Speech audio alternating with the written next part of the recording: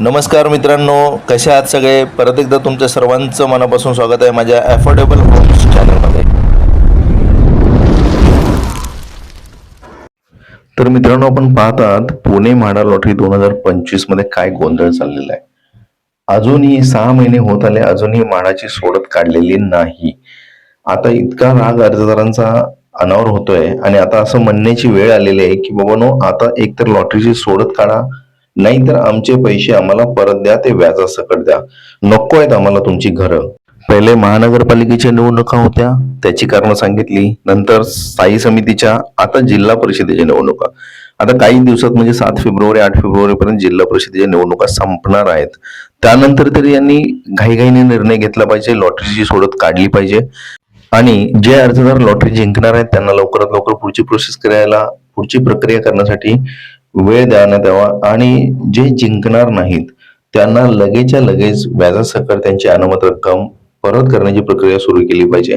आणि जे लॉटरी जिंकणार आहेत मित्रांनो, त्यांना बऱ्याच गोष्टी करायच्या असतात. पैशाची तरतूद मेन आहे. स्टॅम्प ड्युटी, रजिस्ट्रेशनचे पैसे जमा करायचे आहेत. बिल्डरचे काही डेव्हलपमेंट चार्जेस असतात ते देणं असतं. पार्किंग चार्जेस काही वेगळे असतात ते बघावे लागतात. इतर काही बरेच डॉक्युमेंट्स तुम्हाला प्रक्रिया करावी लागणार आहे. बँकेच्या लोनसाठी सुद्धा तयारी करावी लागणार आहे. कोणाकडे सगळेच पैसे जमा असतील असं नाही. तर त्याच्यानंतर लॉटरी लागल्यानंतर सुद्धा बऱ्याच गोष्टी कराव्या लागणार आहेत. याला वेळ लागणार आहे, हे लक्षात म्हाडाने घेतलं पाहिजे आणि त्या अर्जदारांना लवकरात लवकर लॉटरीची सोडत काढून त्या अर्जदारांना थोडासा वेळ देऊन त्यांना मार्गदर्शन करून पुढची प्रक्रिया कशी कंप्लीट करायची हे सगळं सविस्तरपणे सांगितलं पाहिजे. तर मित्रांनो, मी पुढच्या व्हिडिओमध्ये सगळं डिटेल सांगणार आहे, लॉटरी जिंकल्यानंतर पुढची प्रोसेस काय आणि कशी करायची ते. पण याच्या अगोदरचा मी गेल्या वेळेचा एक व्हिडिओ टाकला होता की आता काय म्हाडाविरुद्ध आंदोलन करायचं का. त्या व्हिडिओला इतका लोकांचा प्रतिसाद आलेला आहे मित्रांनो. त्यांनी प्रत्येकाने म्हाडाच्या विरुद्ध इतकी नाराजी व्यक्त केलेली आहे. आणि वेळ पडल्यास बघा, 7 तारखेनंतर यांनी अजून हा महिन्यामध्ये काही निर्णय नाही घेतला, फेब्रुवारी 15 पर्यंत जर काही निर्णय नाही घेतले तर मात्र अर्जदार इतके नाराज आहेत, ते नक्कीच त्या दिशेने पाऊल उचलतील आणि आंदोलन करतील सुद्धा. कारण का तर म्हाडाकडे अनामत रकमेच्या स्वरूपात 446 कोटी म्हणजे 450 कोटी झाले जमा. त्याचं व्याज किती येत असेल. त्यांचं एवढंही दायित्व नाही की बाबा आपण अर्जदारांना ही माहिती पत्राद्वारे सोशल मीडियावरती किंवा न्यूजपेपरमध्ये द्यावी. एखादं ऍडव्हर्टिजमेंट देऊन आपण सजग करावं, त्यांना माहिती देऊन टाकावी की आम्ही ह्या दिवशी ही लॉटरी सोडत काढणार आहोत, आम्हाला विलंब होतो त्याबद्दल खेद आहे. त्यांनी अर्जदारांना गृहीतच धरलेलं आहे.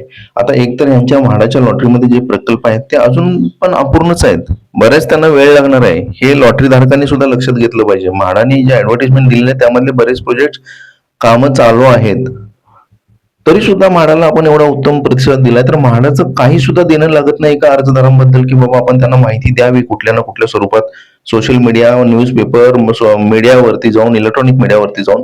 त्यांनी असं कुठेही करताना दिसत नाहीत. जर लवकरात लवकर निर्णय नाही घेतला आणि सोडत लवकर नाही काढली तर लोकांचा आणि अर्जदारांचा राग उफाळून येणार आणि लोक मोठ्या प्रमाणात आंदोलन करतील. तर त्यांनी ते लक्षात घेऊन लवकरात लवकर लॉटरीची सोडत काढावी ही विनंती आहे. तर मित्रांनो, कसा वाटला व्हिडिओ मला हे कमेंट बॉक्समध्ये नक्की सांगा. तुमचा प्रतिसाद मला खूप आवडतो. तुम्ही ज्या शंका विचारता त्याला मी प्रत्येकाला रिप्लाय देतोय. असाच माझ्या व्हिडिओला सपोर्ट करा, लाईक करा आणि लोकांपर्यंत हा व्हिडिओ पोहोचवा. पुढे म्हाडा काय करणार आहे जिल्हा परिषदेच्या निवडणुकीनंतर ते मी लगेचच सांगेन. परत एकदा सर्वांना मनापासून जय महाराष्ट्र.